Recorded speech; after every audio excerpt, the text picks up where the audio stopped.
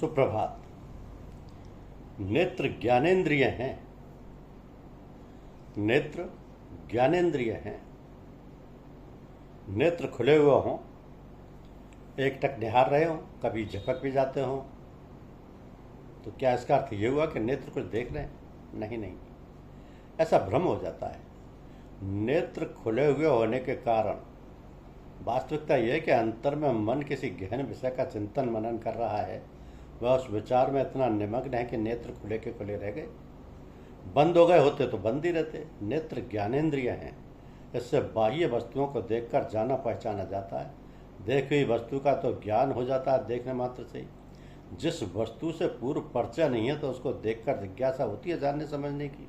यदि कभी उस वस्तु के विषय में पढ़ा है तो उसकी स्मृति हो जाती है। यदि ऐसा नहीं है तो जिज्ञासा बार बार होती है कि यह है क्या, यह है क्या का विचार करते करते मन उसमें इतना तल्लीन हो जाता है कि बाह्य का ज्ञान नाम मात्र को रह जाता है। सारी इंद्रियों का कार्य व्यापार ठप हो जाता है और समाधि सी लग जाती है।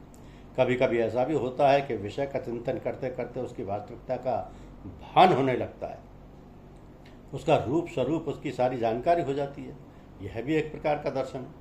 यदि नाना प्रकार के रूप रंग सामने आते हैं और उनकी जानकारी नहीं होती है तब और उत्कंठा बढ़ती है। ऐसे समय में गुरु की आवश्यकता होती है, जो अंतर की गहराइयों में वहाँ के चमत्कार और रंग रूप की पूरी जानकारी रखता हो।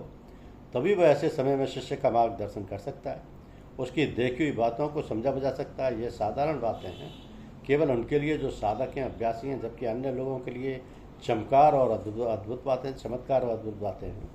जब रास्ता चला जाएगा तो रास्ते में जो स्थान हैं, जो दृश्य हैं, जो रंग रूप और हालत हैं, वो सभी सामने आएंगी और उनकी जानकारी होना भी आवश्यक है। तो ज्ञान की पुस्तकें भरी पड़ी हैं, मगर ये सब ज्ञान पुस्तकों में कहाँ से आया? ये ज्ञान महापुरुषों ने अपने अभ्यास द्वारा जो अवस्थाएं और दशाएं प्राप्त की और अनुभव की, उन्हीं की पुस्तकों में लिख दिया।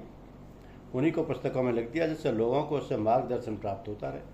केवल उन लोगों को जो अभ्यास करेंगे और उन्हें भी वो अवस्थाएं प्राप्त होंगी। अन्य लोग इस पर विश्वास नहीं करते हैं तो साधारण सी बात समझकर टाल देते हैं। किंतु अभ्यास द्वारा अभ्यास और साधन करने वाले तो इस ज़माने में भी हैं और क्या करते हैं, उनको अनुभूति भी होती है। आजकल विदेशों में लोग बहुत छानबीन कर रहे हैं और अभ्यास भी करते हैं। जो भी भारतीय साधु महात्मा मिल जाता है उससे जिज्ञासु भाव से पूछते भी।